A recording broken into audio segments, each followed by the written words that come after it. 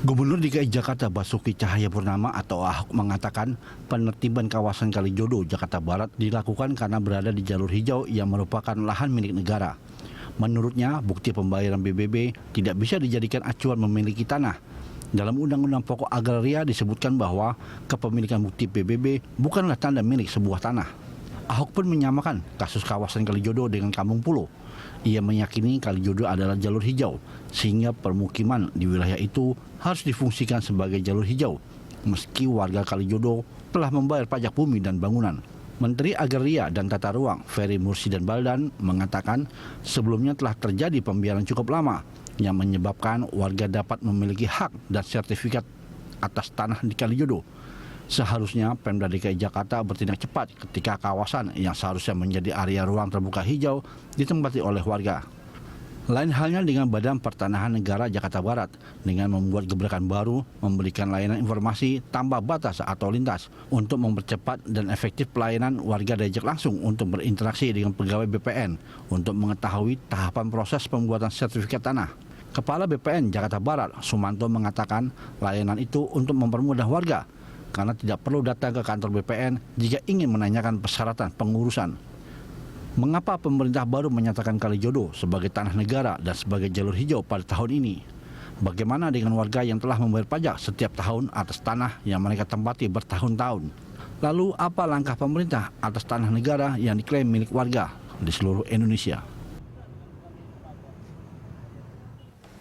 Pemirsa, untuk membahas hal itu di studio telah hadir pengamat perkotaan Nirwono Yoga, dan kami juga telah tersambung melalui telepon dengan Kepala Badan Pertanahan Nasional Jakarta Barat, Bapak Sumanto. Selamat pagi, Pak Sumanto. Selamat pagi, Pak. Selamat pagi, Mas. Ya, Pak Sumanto, di studio ada Mas Nirwono Yoga ya, dan kami juga terus mengundang pemirsa untuk ikut berpartisipasi melalui SMS di 0811-8333-5551 dan layanan telepon 021529000310. Pak Sumanto, sebelum ke Bapak, saya mau tanya ke Mas Yoga dulu. Mas Yoga, ini kalau kita bicara soal tanah negara yang banyak digunakan secara ilegal, artinya bisa buat pemukiman atau apapun lah ya, pertokoan segala macam seperti ya yang paling dekat sekarang ini adalah Kalijodo dan sebelumnya ada Kampung Pulo. Iya, betul. Banyak nggak sih sebetulnya di Jakarta ini? Ya, sebenarnya banyak ya. Bahkan bisa dikatakan lebih dari 80% ruang terbuka hijau di Jakarta itu sekarang sudah beralih fungsi. Nah, sebagian besar paling mudah sebenarnya kalau kita mengikuti dari aturan yang berlaku untuk Kota Jakarta. Contohnya adalah jalur hijau di tepi bantaran sungai. Aturannya adalah kalau lebar sungai, taruhlah umpamanya lebar sungainya adalah 30 meter, maka yang disebut dengan tanah negara adalah 15 meter di kiri dan 15 meter di kanan itu ditetapkan sebagai tanah negara yang fungsinya adalah sebagai jalur hijau. Tujuannya sebenarnya ini, Mas, kalau air hujan sungainya itu meluap, kemudian dia menggenangi di kiri kanannya tadi itu, maka bantaran hijaunya tadi adalah sebagai penahan atau peresap. Nah, ini yang selama ini diduduki atau berfungsi. Nah, itu di 13 sungai utama di Jakarta. Dan itu semuanya sudah penuh oleh pemukiman. Sudah penuh dengan selain termasuk itu. Ciliwung ya. Nah, contoh pemudah yang kedua adalah jalur hijau di tepi rel bantaran rel kereta api. Ini juga kita punya 13 koridor jalur utama kereta api yang sekarang juga penuh dengan pemukiman. Belum lagi kalau kita bicara soal tepian badan air, waduk dan situ. Kita masih punya 44 waduk dan 14 situ yang praktis di kiri kanan juga masih banyak permukiman dan juga bangunan komersial. Nah, memang itu tadi persoalannya. Ini contoh paling mudah.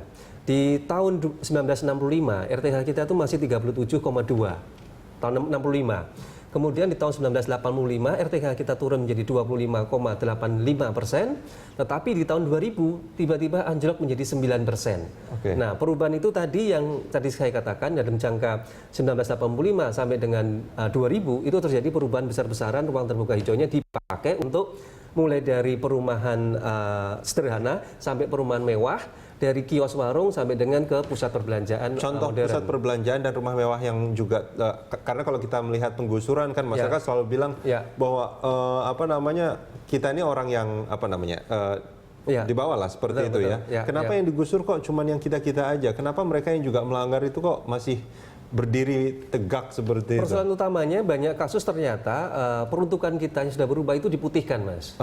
Diputihkan itu maksudnya begini. Di dalam rencana umum tata ruang DKI Jakarta 1985-2005 ini contohnya. kawasan Kelapa Gading itu sebenarnya ditetapkan dalam RUTR tersebut sebagai catchment area atau daerah tangkapan air yang merupakan situ dan waduk sebenarnya di situ. Nah, tetapi